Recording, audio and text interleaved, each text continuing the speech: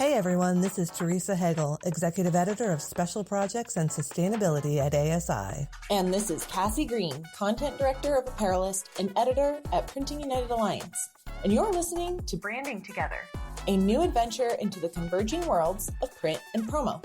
We're here to bring you an engaging monthly discussion that dissects just how closely each of these industries align. Whether you're a promotional products distributor, commercial printer, apparel decorator, or a little bit of everything, our topics and guests will bring the ultimate crossover conversation. When you're ready to bring your business to the next level, get lost in this month's episode, which is set to happen in 3, 2, 1.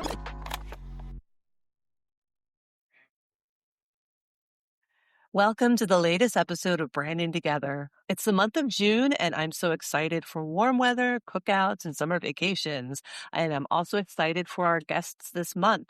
We have a dynamic discussion lined up about how AI and automation are reshaping the industry and how print and promo professionals can leverage technology to stay competitive. But first, let's get to the headlines. As usual, Cassie, you want to go first? Sure. And I mean, there's a lot of big headlines, and Teresa and I are obviously paying attention to a couple of the big ones. But for us on my side, I have two. The first one is Jute Mode Here for Good t-shirt program turns 7, raises over $134,000 for locals. So the Here for Good program is actually something my colleague Allie Bruce has been following along with and covering for pretty much the entire time they've had it running. So it's kind of like turned into this cool passion project for her that she sort of reports on every year for them. Every year they do it, she does an update, which is really cool. So if you're not familiar with this program, it started as a response during the early 2020 pandemic. So, okay, yes, you might say turn 7. Okay, yes, it's the math there might not seem right, but it started early in 2020. It's grown into this program that's had major impact on the Toledo, Ohio area. So it's basically an online t-shirt fundraiser, and all in all, it has raised over $557,000 for more than 1,000 different organizations, local businesses, individuals. So if we look at this year alone, Jute Mode has printed 12,097 garments, shipped 6,085 orders, wrote and mailed 544 checks, and then gave 134,540 back to the community. So I think that's pretty cool to just demonstrate the impact. I'd have to go back and see what the previous years, how that compares. But what started as something to just help people through the pandemic has really grown into this really awesome community fundraiser. So that's awesome. I love that. And I do remember during, COVID, I think there were a couple of initiatives similar to that, but it's really cool to see something that has continued and grown and is still helping people now. Well, I'll start with my first headline. It's not really a headline so much as it's just a reminder that ASI Chicago is coming up July 21st to 23rd. And of course, this is the show where we have the Counselor Awards, which is really an exciting thing. Those obviously networking, plenty of products to look at. But we also have a keynote with the Red Lobster CEO, Damola. Adam, oh my gosh, I'm not going to do it. I put it out phonetically, and I'm still going to get it wrong. Adam Malokan. Oh no. Okay. Anyway, look it up. He's very famous. He's the young CEO of Red Lobster. He kind of turned the whole company around. Leaned into social media, leaned into customer service. And I think he's going to have a really engaging Q&A about just how he did that and how the lessons he learned sort of are widely applicable for business. And I'm sure that we'll be able to say his name correctly at the show. So I apologize to him. I was practicing it the other day, and I'm just not going to get it. It's one of those underappreciated skills we as journalists are expected to have, but sometimes some of the names are very hard to pronounce. It's okay. Yeah. I appreciate your effort. I mean, really, you saw my show notes. I was putting the phonetic spelling in there. It's I'm going to get it. And I did not. That's how I would have done it. And honestly, you did a better job than I could have ever hoped to. So kudos. And also having a little FOMO because I won't get to go to that show. Oh, we'll miss you. Womp. Oh, well. Maybe next year. Yeah, maybe next year. Exactly. Let's keep positive attitude. All right. Well, the second headline I have is definitely more in the printing industry at large. And this is Fujifilm sues JAL Equity and marketing.com for breach of contract. So there's a lot of backstory here. And there's been some investigative journalism going on our side. There's a couple different articles that our brand Printing Impressions has released on this topic. This was kind of, at the time that we are doing this podcast, this was sort of the latest iteration. So I am going to stick to just sharing a few facts about this specific headline, but anyone listening to this, please click on the link in the show notes and then read the other stories surrounding it, because what I'm about to share here does not even begin to cover like all the legalities and pieces of this. It's very dense and there's a lot of numbers. And so just keep that in mind. But so I'm just going to kind of read this because, again, I want to make sure what I'm sharing here is very on point with what we've reported. So on April 30th, 2026, Fujifilm North America Corporation filed a complaint against marketing.com and its parent organization, JAL Equity, alleging breach of contract to pay past due payments.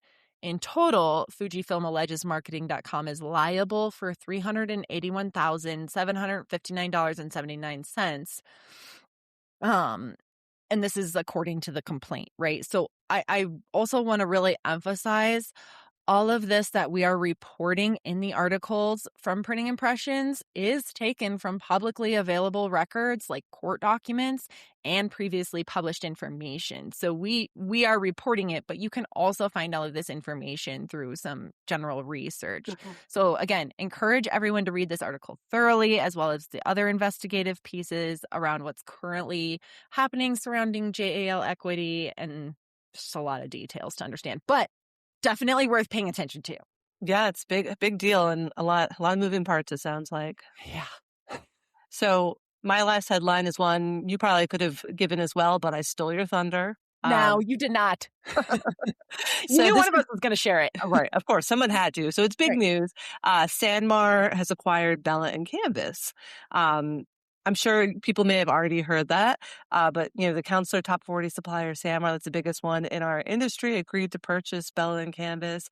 Bella Canvas will operate as an independent brand, and its products will continue to be sold through authorized wholesale distributors nationwide. And as part of the deal, Megan Spire, who is also a Counselor Power 50 member, she's going to retain her title of Executive Vice President and will be leading Bella Canvas moving forward, which is kind of interesting because I think I actually interviewed Megan a few years ago when she first got onto the Power 50. And I remember one of the things she said was that she wanted to, I asked her what her future goals were, and one of them was to be leading the company. So, 5-year plans. I guess she got where she wanted to go, which is awesome. She set a goal and she got it. Yeah. Don't use the term girl boss because that's a little overdone and condescending. So I won't. Right. She's just a good boss, right? Awesome. She's a good boss. Obviously big news. And we don't need to go into this, but it continues to be a lot of M&A activity in our industry. And it is interesting to see how it's reshaping everything for sure. Yeah. I mean, we've reported on several mergers and acquisitions just on this show alone. So, oh yeah. It's happening all over, and I'm sure this won't be the last headline of the year. I'm sure there'll be more consolidation to come. So likely. The biggest question will just be what is it and who is it going to be? Right. And then what is it even going to lead to? Because I think some of this, the M&A obviously leads to opportunities for small brands to start getting their foot in the door too, which is kind of interesting. So it, interesting times for sure. Well, I think those are all some really good headlines to chew on and to think about some more, but let's kind of transition into our main discussion of the day. Before we have our guests on, I did want to talk a little bit just about AI. It's something we've talked about before, but obviously it's changed the way we work as journalists. But it's not replacing it. I'm just want to talk a little bit about like where are you most excited and what are some of your concerns and worries about it? Because I think, there are some ways like I love being able to get transcripts very easily. For example, that's such a game changer that saves so much time, but I would never let AI, write an article for me. And I get that question all the time now. And it's like, guys, come on. Like, I feel like I have a craft here and I've been honing it for so long. Like, why would I let some machine do that for me? Oh my gosh. Yeah, and that's funny. I just had this conversation with somebody last week. Um, they asked me almost that question verbatim is, do you let AI write articles for you? And I was like, well, no. And for several reasons. It actually, in the case of the type of journalism we do, for me, it actually doesn't save time because we are very technical journalists. We're B2B journalists. We understand our audiences better than any AI article could. And even though those AI platforms are pulling from reputable sources, they're also pulling from sources that are not reputable and Right, don't right. share good information. So by the time I have to parse through an article that it writes to fact check everything, I might as well have just written it. But the bigger reason why I don't do that is because I feel like part of what makes Apparelist and even Printing United special is we are a community of people and we want to hear from those people. Like when I Right. go and read a story I'm going to use my colleague Dan Marks as an example. If anyone out there listening to this has ever read an article from Dan Marks, it is blaringly obvious what kind of voice he has. And Dan has been in the industry for a really long time, and I would be willing to bet my life savings that he has people who read along with him just because of who he is and follow along with him because Yeah. of who he Yeah. is. They don't like Dan the AI bot. They like Dan Marks, the content director, the Absolutely. human being, And I Yeah. just, as much as AI tries to emulate our voice, for me, it's not. Yeah. It does not. It overcorrects my enthusiasm. It does silly, kitschy things. It mistakes my positive energy for over the top nonsense. Yeah. Yeah, no. Yeah, no, I agree. And I also kind of get annoyed sometimes when I ask a person's opinion or I ask for something from a person and I'm like, oh, well, PT told me that. And I'm like, I don't need to know what it told you. I want to know what you think. Right. Like, I can also ask Right. ChatGPT the same thing, but I'm asking you specifically. That's such a good But point. I'm glad you said that. I don't care what some AI bot thinks. I care what you yeah. think. And even if you're not a writer and you're using it to kind of polish what you're saying, fine. But Right. don't like outsource your Yeah. brain to it. Like let's have a little bit of um critical thinking that you retain for yourself. Well, and I'm going to ask you this question, and I know the answer, but do you find joy in writing these articles? Yeah. Oh, I mean, yeah, Satisfaction? exactly. Yeah. Yeah. I wouldn't, I mean, I don't think anyone would become a writer if they didn't love Yeah. it because it's not like the pay is great. It's like, I did not choose this profession for the glitz and glamour, peeps. Let's just be real. Exactly. Okay. Exactly. And that's like usually my other response too is like, listen, I get real joy from doing this. I love Yeah. interviewing people because I usually learn something about whoever I'm interviewing that I just didn't previously know about them. And there's just something so special about human connection. Yeah. Absolutely. But Absolutely. does it But make I my life mean, easier in a lot of ways? Yeah. yeah, yeah. Well, that's the thing. Like, I feel like I'm not a total curmudgeon about it. Like, I think that there are ways that it can definitely streamline processes and can help out your day. But Yeah. I want people to take it with a grain of salt. I want people to not outsource their own intellects and, Yeah. just remember that everything still needs to have some kind of a human element to it. Yeah. I mean, I'm curious. You mentioned you use it for like transcripts, which, yes, lifesaver. What else are you using it for?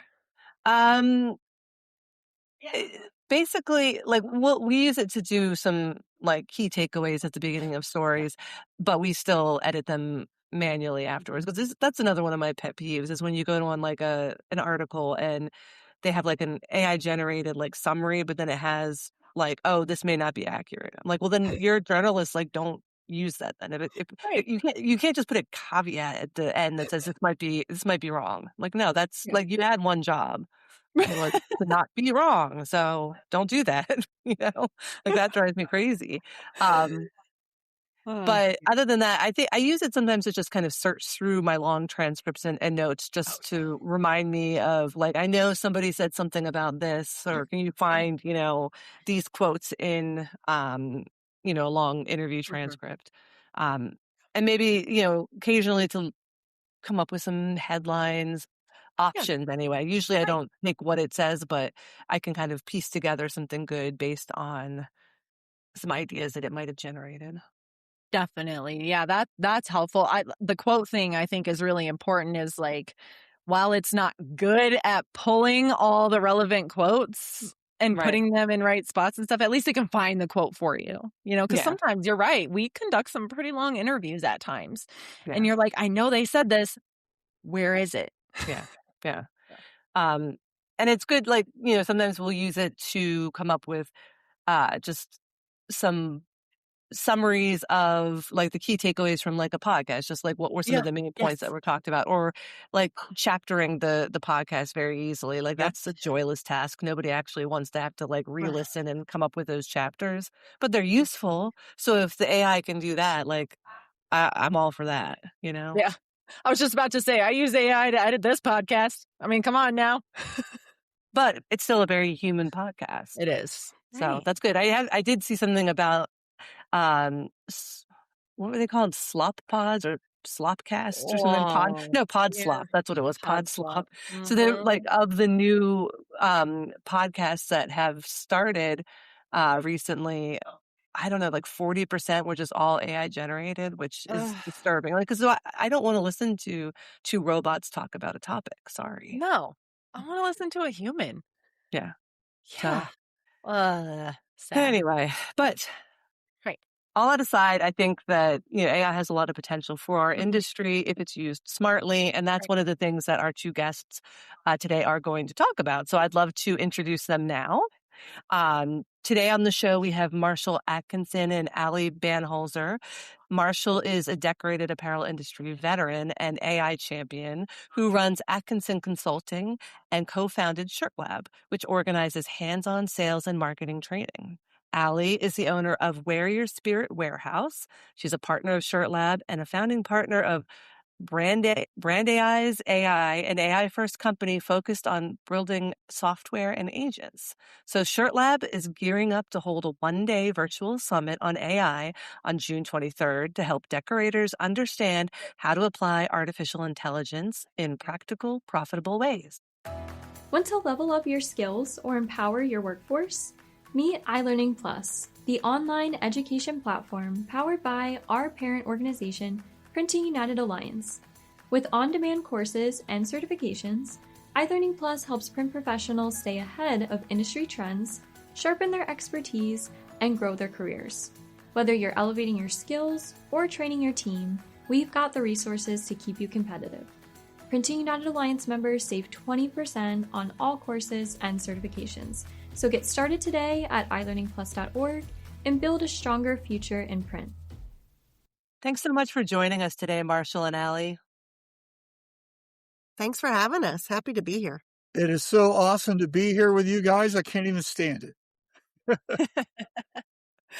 Well, we're obviously excited because we're talking about your upcoming AI summit, which we are going to go into some detail a little bit later. But Teresa and I kind of wanted to start by talking about how both of you have been early adopters of AI. And so can you talk a little bit, and Marshall, let's start with you, about what attracted you to the technology initially, and how has your use of AI sort of changed over the last few years? Okay, so first off, I'm an operations-minded fellow. My whole being in this industry is about solving problems and getting things to happen faster with less friction for a better output with less time, all of that stuff. And AI does a really good job of that. So when all of these tools started coming out, I was an early adopter and started playing with them. And and just really realize the capabilities for art creation or workflow or connectivity or all of these different things that you could do. And so I started playing and building and creating and testing. And I think that's what. All right, we lost Marshall, everybody. It's not a big deal. Allie, would you like to take up the crown and talk about sort of your adoption of AI and use? Sure. Not too far off from what Marsha was talking about. I own a small business besides being part of Shirt Lab. And I'm a Lean Six Sigma practitioner and I'm a data geek. And so, I'm always looking for more efficient ways to run the business, which then turns into being more profitable, which means I can earn more money. I can pay my employees more. I can give better deals to my customers and things that way. So my early adoption was really doing a lot of writing of the very first thing I did was I asked AI to help me write a firm but friendly collections letter because those letters for me are so hard to write. I bet. And so and it came back and it was so well written. Yeah, I had to do a couple little edits, of course, to make it more my voice, but it did such a great job and so quickly that I was like, "Oh, this is pretty cool. What else can we do?" And so now over about a 2-year process, um, I've now to the point where I'm coding my own platform for inventory control and some of these things that some of our industry software doesn't readily provide to really help my business be more productive. Yeah, that's awesome. So obviously, you and Marshall both are using it pretty heavily, but not everybody in our industry is really there yet. So what are some of the ways print and promo and apparel professionals should actually be incorporating AI and automation into their businesses? Like where can they kind of start? Yeah, so I would say um, look at it the same way you look at any other process or anything you're going to implement into your business. What is the problem you're trying to solve and how can AI help you solve that? So let's look at maybe customer experience. You want to be able to quote more quickly. Well, you can certainly build AI agents that help you gather the information and get a basic quote together. And maybe you're not ready for AI to do all of the quoting for you, but could certainly build it for you very quickly. So then you do a quick human review and are able to send it out. Or maybe it's that you don't have a good tracking system for follow up with your customers. So you're losing out on that relationship, or you're losing orders because you're not following up and staying on top of it. You can easily use AI to build something to help remind you and even help write some of those emails. It'll help sort your email box. Like the sky's the limit. If you can imagine it, you can probably find a way to have AI help implement it to help you do it more quickly in your business. So to start playing, get curious, and then look at a problem that you have in your business and literally just spell it out to AI. I have this problem in my business. How can you help me solve it? And it'll I tell like you. that you offer that specific start. Like that can sometimes be the most overwhelming part, right? It's like, what do I even prompt it? What do I even ask it? Yeah. So, good Yeah, advice. and I will say here's a little trick, and not to get too far off track from what you're asking, but a little trick. Most of the AI agents, GPTs, things this way, regardless of what platform you're using, has a voice module that you can use. And truthfully, talking to your AI gives you a more realistic stream of thought. And you can bounce all over the place and it will still follow you. So you don't have to have this well-crafted thesis statement, put it into AI. You can literally just talk to it and go back and forth, and it will give you tons of ideas for solving that problem. I think that's helpful for all of us who have some kind of chaotic thoughts. But, I'm curious because I feel like that, among other things, is maybe, I don't want to call it a misconception, but I think sometimes when people go to start using AI, maybe they have this misconception of, oh my gosh, there's just too many things to try and tackle. There are too many of them. Where do I even start? All this stuff. But maybe you can kind of offer some insight on some other misconceptions when it comes to AI and kind of what you see people say about AI that you're like, oh, maybe you should rethink that mindset. Yeah, think about that a little bit more. A few things that I see happening for early adopters, people who haven't jumped in, is one thing they do is they treat it like a Google search. They think it's a one and done. They ask a question, they get an answer. The answer isn't very good because the way they asked their question, they kind of asked it like a Google search, and then they're not getting rich information back. And so they're like, yeah, forget it. That's no good.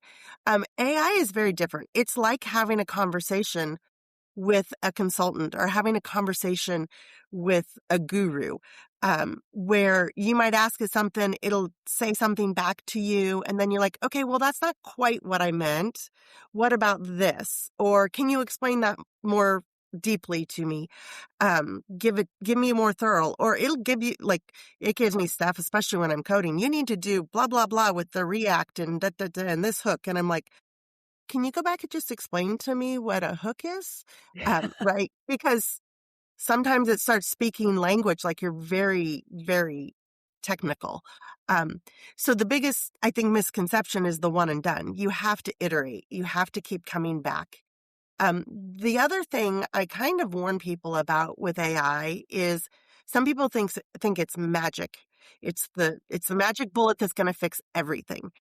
And the truth is, if you have bad processes in your business and you use AI to start automating those, all AI is going to do is drive you to bankruptcy faster. Right? Like it's a very efficient tool that helps you get the same amount of work done in a faster manner. But if you don't, if you're operating off of bad data or you're operating off of bad processes, it's not magic. It's not going to fix the data unless you've set up an agent that's its job. Then you might be able to fix your data and then feed it in and get better decisions. But if you just give it bad data to start with, it's just going to make bad decisions. Garbage in, garbage out, right? Yeah. And that's not bad AI. That's bad business practices. Yeah. So, I mean, that's great. I think that, people do kind of think it's just going to be magic and it's going to solve all the problems, or just have these different, just don't really understand what it is capable of doing. But that's why you guys are doing this summit, right? Yes. So I'd love to kind of narrow in on the actual summit. What are some of the things attendees can expect to learn? What is the format? Who are some of the people they'll be hearing from? Let's sort of just give us a little rundown of like, tease the event for us. Sure. So it's a virtual summit. It's an all day, so you don't have to travel. You can show up. It will be recorded. You can go back. There's a workbook that goes along. First and foremost, our premise in any event that we put on is that you come away with the knowledge and a plan that you can implement tomorrow, or you can start implementing on Monday, or you can come back to it in a week when you have time. So everything is set up in that manner. The event is starting at 11 a.m. Eastern Time on June 23rd. And we have a session by Charity Gibson on how AI is changing business. We have a session by Brian Piper on AI for data, using it for securing your data, how to govern your data, and how to then use AI to get good, rich data analysis out. We have a session with finding best customers, lead generation, using AI. I am doing a session on having AI build landing pages to funnel those leads into your system. We have a session by Jesse Freeby on vibe coding. And then we have a session by Chris Bates on how to actually build agents. Wow. So That's should robust. yeah, there's a lot. So should people who should attend this event? Should it be people who don't know anything about AI? People who have already started a little bit? Could it be anybody? Who's the ideal attendee? So I think the ideal attendee is somebody who's already playing with AI a little bit. If you're completely new to AI and you haven't tried any AI platform, you don't even know what ChatGPT is, or you don't know what Gemini is, then you're probably going to be overwhelmed and it's going to be over your head. However, I will say if you're super curious, you can still show up and get all the information. You're just going to have to backtrack and learn a little bit before you're going to be able to implement it. So ideally, this is somebody who has already played around with the platform, is fairly comfortable with their day-to-day, what they're using AI for, and wants now to dig deeper and solve problems. It is platform agnostic. There will be, everybody who's presenting may say, hey, this is what I'm using, or this is the platform I'm using to build it. But we've asked all of our presenters to have concepts that transform across all platforms. So just because one presenter is, say, using ChatGPT and you use Claude, you'll still be able to apply the principles. Are you guys recording the whole thing and then sending it out afterward to people who register? It will be recorded. I wish Marshall hadn't gotten dumped off. All of the recordings for all of our live sessions are always available to our tribe members. I do believe also if you've signed up, if you're not a tribe member, you will get the recordings. If you don't sign up for it and you are not a tribe member, you will not be able to see the recordings. You can't, they have to try too, right? You got to put in the That's effort. right. Correct. We're not giving it away for free. So, I'm curious now, as we sort of grow this discussion around AI, where you guys are hosting the AI Summit, and I know you do a lot of work surrounding this with your tribe members and things like that throughout the year, not just at this summit. I'm sure one of the things you've noticed is that AI is evolving so fast, it's almost impossible to keep up with sometimes, and I think that's another point of overwhelm for some people. But I'm curious to hear your thoughts, as you go about programming these events and looking at how to best prepare people. What do you think the world of print and promo looks like through this lens of AI in maybe the next year, next 2 years, next 3 years, whatever? I mean, how do you sort of approach that? Yeah, it is changing so fast. I mean, there's new models and the people who are really deep in work in this, this week they'll say, okay, this is the best model. And then a new model gets released and next week, no, this is the best one and this is the best one. But to the benefit of the consumer, what the real trend has been over the last 3 to 6 months is there's no longer one platform that's an expert in this. So you have to subscribe to this platform but if you want this, you have to subscribe to this one. They're all trying to compete with each other. And so pretty much all of the platforms will do everything now. And so, I mean, that's a benefit to us. And to your point with where to start and how fast it's moving, my recommendation is once you pick a platform and get comfortable with a platform, don't jump around. If you are a Claude user and ChatGPT comes out with a new release, just stick with Claude because in another 2 weeks, Claude's going to come out with their release that's going to do the same thing. But if you're jumping all around, then all of your information is all over the place. And you go, hey, I had this thread and I was working on this project. Which one of the 5 platforms was I using to do that, right?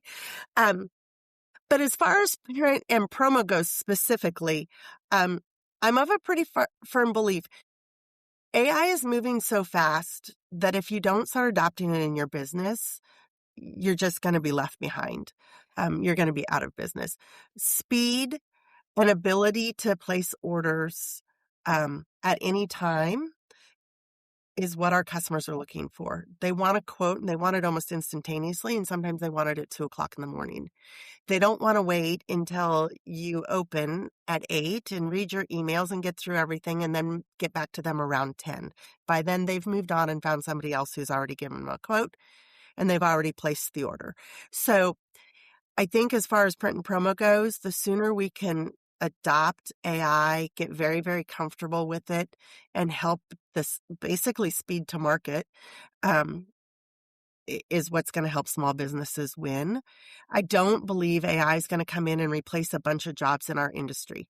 There's too many jobs in our industry that are physical, that require humans. Yes, you hear in the news, Facebook just laid off 1,400 people and somebody else the people who are getting laid off are coders, services, things that AI really can replace. It's not the physical, it's not the printing, it's not those things. So don't be afraid of AI. Don't be afraid it's going to replace your job. I would embrace it. See how you can improve your processes and run with it. Yeah. I mean, it's hard for me to get too finite and specific because everybody runs their businesses differently, right? But yeah, for me, it's the same things that have always pushed our industry. It's speed to quote, relationship buildings, staying in contact with your customers, building your ideal customer and being able to market to them consistently. All of those things. Yeah. Well, I mean, it's interesting you brought up the thing about like Meta, laying off a bunch of people because of AI, and you see lines like that all the time. But I think there's also been a lot of kind of backlash to the technology. Things like there was those commencement speakers that were booed when they mentioned, AI during their speeches, or I think there was like a novel that was pulled from the shelves after people accused them of writing using generative AI. And obviously those aren't like directly linked to our specific industry. But, there is sort of like this, wave of sort of backlash. But I wonder, like, do you see any downsides to using AI within our specific industry? Are there places where it won't, obviously like there's still things that are physical where you cannot use it, but are there places where you should not use it? And like, where is it important to keep that human touch? Absolutely think it's important to keep the human touch in the relationships with your customers. AI is not going to be able to replace that human conversation. It can come close, but you're still going to know you're talking to a robot, and it's just not going to be the same. So certainly it's not going to replace that. So one of the things, so I hear this all the time, and I have heard the backlash in some of the graduation speeches and people booing, and I recognize how hard it is for the Gen Zs graduating right now to get jobs. Yeah. It's a challenge, and AI is a really easy place to point fingers, but I would say look at the whole problem. It's not just AI. And also, what most people don't understand is AI is not a new technology. AI has actually been around since the 1950s. It's 70 years old. It's kind of like the supercomputers, the great big IBMs that took up entire buildings. And then all of a sudden, in the late 70s, early 80s, and really for mainstream, later 80s and 90s, we start getting PCs and we get laptops and portable computers. And when those first came out, there was the same paranoia of what it was going to do to businesses and the impact on our environment and replacing jobs and the dangers of having them in your home and things that way. Now, fast forward 30, 40 years, you'd be hard-pressed to find economics aside, you'd be hard pressed to find many homes in the United States that don't have some sort of computer device, even if it's your phone. And so I think that's where we're at with AI. AI has been around a long time. It's just hitting the mainstream now, and people are a little bit afraid of it. There've been movies that, we don't want Skynet coming in. they're a little bit afraid of it. They're unsure. It's a new learning curve, but I think it's going to be a lot like the PC. It's going to get adopted. It's going to become easier. It's becoming very mainstream. Jobs will change. You know, you don't have typing pools anymore and secretaries that all they do is type, because we've got PCs that can do that. But now you've got other jobs. You've got full IT departments. So those are more jobs. The jobs are morphing. It'll be the same with AI. Yeah. I think the movie that comes to mind for me is iRobot. I don't know why. Every time I just think about those little white robots running around. Well, it's kind of funny because I was vibe coding. And I wanted a CRM. And so I had vibe coded it and I wanted to play around with how it worked, but I didn't want to put any real data in it. So I told the AI to populate my CRM with fake data for me. And when I did it, I went in and it was like Sarah Connors and the company and Skynet and all this. And I went, whoa, time out. Too funny. Yeah. I'm like, all right, whoever programmed the AI definitely has a little sense of humor there. So. Right. Right, for sure. Hey, you have to, right? Come on. Well, we are kind of coming to the end of our interview here. And thanks for, sort of covering everything. Just a reminder to everybody listening, Marshall and Allie are both heading up the ShirtLab AI Summit. So please feel free to connect with either one of those people about learning more, finding registration, all that good stuff. But Allie, before we let guests depart our show, we always ask them a fun, silly question because, like you said, let's have a laugh, right? Like, let's have a little sense of humor here. So this one's very pertinent to what we are discussing, right? So what is the most unexpectedly useful AI prompt you've personally used lately? Oh man. I know. Personally used. Okay, well, so I'm leaving on June 5th to race a sailboat from Annapolis to Bermuda. And I don't know that it's funny, but man, it's pretty much planning my whole trip and my pack list and meals and yeah, you name it. And it's given me some pretty smart aleck replies of Did it question your life choices at all? Or was it mostly just like, here's what you realistically need? It didn't question my life choices, but it did say, hey, here are two decisions, but if you use this one, you're going to be questioning your life choices in the middle of the Atlantic Ocean. So basically, it's like, here's your choices. Don't pick this one.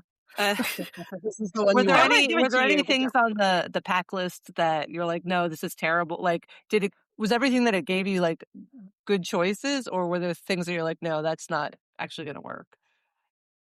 Yeah, no, it was all pretty solid stuff. And Yeah. so here's the thing. Whenever I prompt my AI, and maybe this is part of it, I ask it to give me its sources. I don't let it just run wild.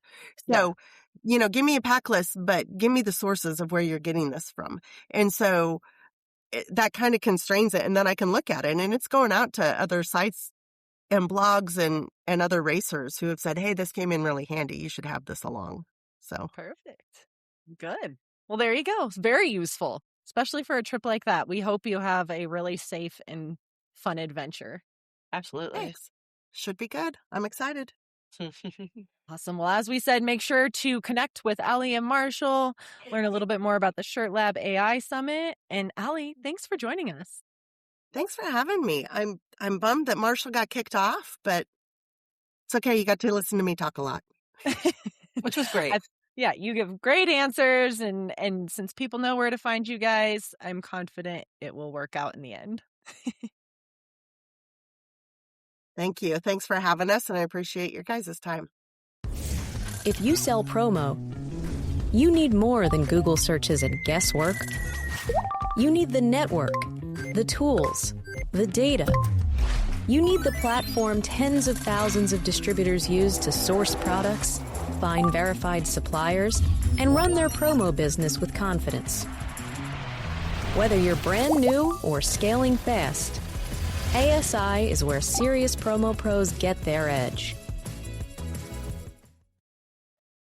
All right. Well, that was such a great discussion with Allie and Marshall a little bit. It happens, right? I know, right?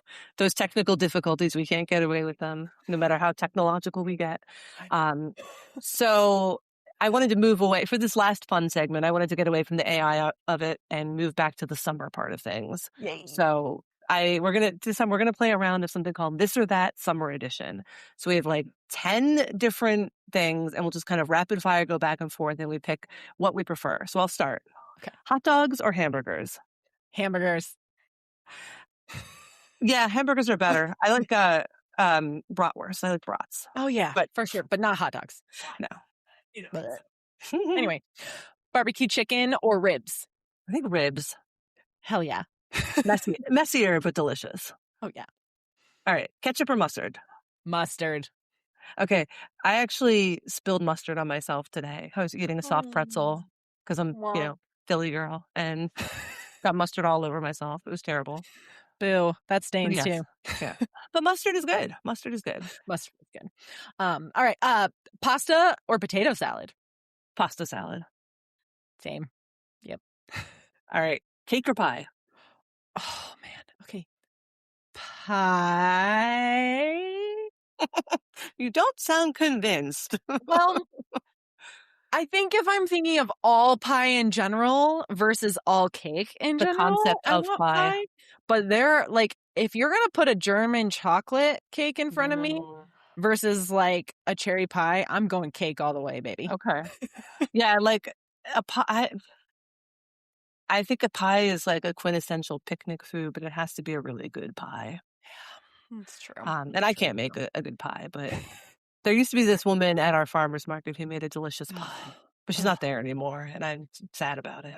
Well, thanks to this discussion, I'm going to go bake a pie after this. Cornhole or volleyball? Cornhole, personally. Nice. Okay. Volleyball, I have flashbacks to middle school gym class that are not good. So I think cornhole is a lower pressure game for me. Cornhole's a good summer game. You can do it like casually. Yeah, don't get too competitive. Fair. I remember my daughter when she was little, she was playing cornhole, and she was just like climb up onto the thing and just like drop the beanbag right into the hole. I was like, you're not playing it right. I was like, I don't think that's right. She's like, yes, it is. Yes, I am. Okay, fine. All right. Beer or sangria? Sangria. Oh yeah. Agreed. Yeah, I don't think we need to explain that one. If you don't like, if you're voting beer over sangria, I mean, fine, but also not fine. Pool noodle or novelty float? I'm going to say novelty float because that would be fun. Like a giant like unicorn or something. Right? Who doesn't want to like float across the pool in a huge unicorn or like swan? Come on, man. Reusable water balloons or slip and slide? Slip and slide. I But mean, what about higher likelihood rocks? of getting injured, but True. I have a nostalgia for the slip and slide, but I feel like it would be a problem for me now. yeah, probably. Yeah, that's probably why. I'm thinking about it when I used to do a slip and slide when I was like 12. Things are not the same. All right, last one. Sparklers or party poppers? Sparklers, because they're fun. And they last a little longer. The party poppers are just, one and done. But the sparklers are at least 30 seconds. I know. Pure joy. And usually with the poppers, they got to clean up all that paper. That is true. Fair. All right. All right. Well, I would love to hear what everyone else's this or that opinions are on summer picnics. But until next time, have a wonderful day.